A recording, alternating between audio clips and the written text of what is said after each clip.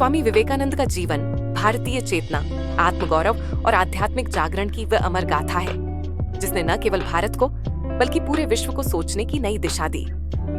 उनका जन्म 12 जनवरी 1863 को कोलकाता में हुआ। बचपन का नाम नरेंद्रनाथ दत्त था। उनके पिता विश्वनाथ दत्त एक प्रख्यात वकील, आधुनिक और तर्कशील विचारों के व्यक्ति थे, जबकि माता भुवनेश्वरी देवी अत्यंत धार्मिक, संस्कारशील और आध्यात्मिक प्रवृत्ति की थीं। माता से उन्हें साहस, धैर्य और धर्म के संस्कार मिले। वहीं पिता से स्वतंत्र सोच और तर्क करने की शक्ति प्राप्त हुई। बचपन से ही नरेंद्रनाथ असाधारण बुद्धि, प्रखर स्मरण शक्ति और निर्भीक स्वभाव के धनी थे।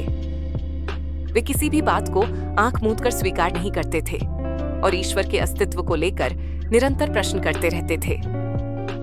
शिक्षा के क्षेत्र में वे अत्यंत मेधावी थे और उन्होंने प्रेसिडेंसी कॉलेज तथा स्कॉटिश चर्च कॉलेज से दर्शनशास्त्र, इतिहास, तर्कशास्त्र और पाश्चात्य विचारधाराओं का गहन अध्ययन किया। परंतु इतने ज्ञान के बावजूद उनके मन में जीवन के सत्य को लेकर एक गहरी बेचैनी बनी रही। सत्य की इसी खोज ने उन्हें गुरु रामकृष्ण परमहंस तक पहुंचाया, जिन्होंने उनके बौद्धिक प्रश्नों को अनुभव और आत्म अनुभूति के स्तर पर उत्तर दिया।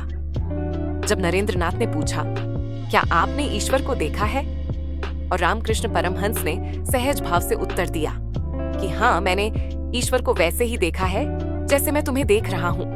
तो यह वाक्य उनके जीवन का निर्णायक मोड़ बन गया। धीरे धीरे नरेंद्रनाथ उनके शिष्य बन गए। हालांकि उनके भीतर प्रारंभ में संशय बना रहा। इसी दौरान उनके पिता का अचानक निधन हो गया, जिससे परिवार पर गहरा आर्थिक संकट टूट पड़ा। कई बार घर में भोजन तक उपलब्ध नहीं होता था। नरेंद्रनाथ को नौकरी की तलाश में अपमान सहना पड़ा, निराशा और पीड़ा का सामना करना पड़ा। लेकिन इन कठिन परिस्थितियों ने उनके भीतर गरीबों, दुखियों और पीड़ितों के प्रति गहरी करुणा भर दी।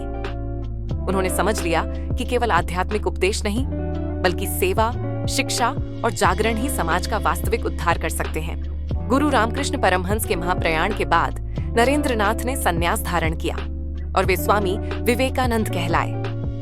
इसके बाद उन्होंने पूरे भारत का व्यापक भ्रमण किया, हिमालय से कन्याकुमारी तक, और देश की वास्तविक स्थिति को नजदीक से देखा।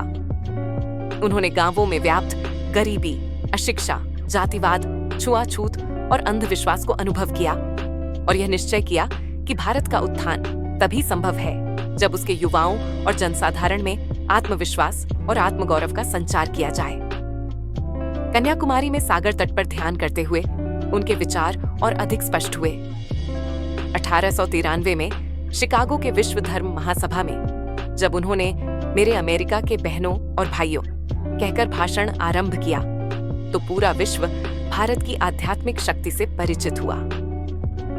उस एक संबोधन ने भारत को गुलामी के मानसिक बंधन से बाहर निकालकर आत्मसम्मान का नया स्वर दिया और हिंदू धर्म की सहिष्णुता, मानवता और सार्वभौमिकता को विश्व पटल पर स्थापित किया।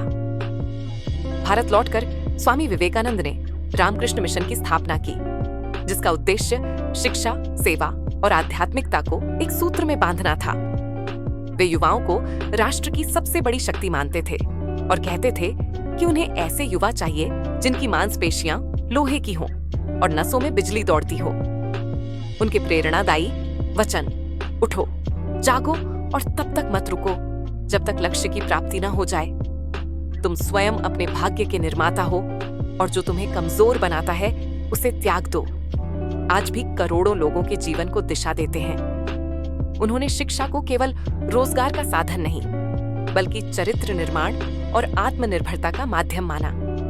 हालांकि अत्यधिक परिश्रम और अस्वस्थता के कारण मात्र 39 वर्ष की आयु में 4 जुलाई 1902 को उनका देहांत हो गया। लेकिन इतने अल्प जीवन में उन्होंने जो चेतना जगाई वह युगों तक जीवित रहेगी।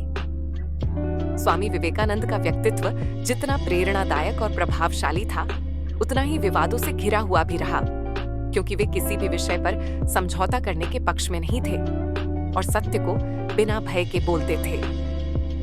उनके विचार उस समय की रूढ़िवादी धार्मिक और सामाजिक व्यवस्थाओं को सीधे चुनौती देते थे, जिसके कारण कई परंपरावादी पंडित, धर्मगुरु और कट्टरपंथी वर्ग उनसे असहमत रहे।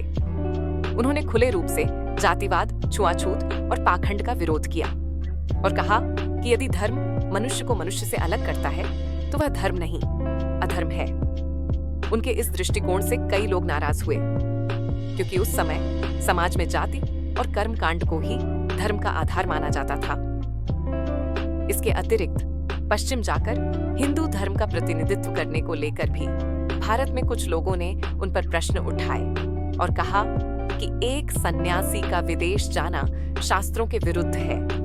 वहीं कुछ ईसाई मिशनरियों और पाश्चात्य विचारकों ने उन पर हिंदू धर्म को बढ़ा चढ़ाकर प्रस्तुत करने और ईसाई धर्म की आलोचना करने का आरोप लगाया। शिकागो धर्म महासभा के बाद उनकी लोकप्रियता से असहज होकर कुछ वर्गों ने उनके चरित्र, संन्यास और विचारों पर अनावश्यक टीका टिप्पणी की, लेकिन विवेकानंद ने कभी भी आलोचनाओं का उत्तर व्यक्तिगत कटाक्ष से नहीं दिया, बल्कि अपने कर्म और विचारों से जवाब दिया। स्वामी विवेकानंद के कुछ विचार उस समय के समाज के लिए इतने क्रांतिकारी थे कि उन्हें गलत तरीके से समझा गया और विवाद का रूप दे दिया गया, विशेष रूप से महिलाओं, शिक्षा और राष्ट्रवाद को लेकर। उन्होंने महिलाओं को शक्ति का प्रतीक मानते हुए कहा कि जब तक नारी को सम्मान और शिक्षा नहीं मिलेगी, तब तक समाज का उत्थान असंभव है, जिसे उस समय के पुरुष प्रधान समाज ने सहजता से स्वीकार नहीं किया। इसके अलावा उन्होंने यह भी कहा कि भारत को पहले रोटी चाहिए, बाद में धर्म, जिसे कुछ लोगों ने यह कहकर आलोचना की कि वे भौतिकवाद को बढ़ावा दे रहे हैं, जबकि वास्तव में उनका आशय यह था कि भूखे पेट आध्यात्मिकता का उपदेश देना पाखंड है। रामकृष्ण मिशन की स्थापना के बाद यह विवाद भी उठा कि क्या यह एक धार्मिक संस्था है या सामाजिक संगठन, और क्या सन्यासियों को शिक्षा और सेवा के कार्यों में सक्रिय रूप से भाग लेना चाहिए। कुछ लोगों ने उन पर पश्चिमी प्रभाव में आकर भारतीय परंपराओं को बदलने का आरोप लगाया, तो कुछ ने उन्हें अतिराष्ट्रवादी कहा। इन सभी विवादों के बावजूद स्वामी विवेकानंद अपने विचारों पर अडिग रहे और समय ने सिद्ध कर दिया कि जिन बातों पर उन्हें कभी आलोचना झेलनी पड़ी, वही विचार आगे चलकर भारत के सामाजिक, शैक्षिक और राष्ट्रीय पुनर्जागरण की नींव बने।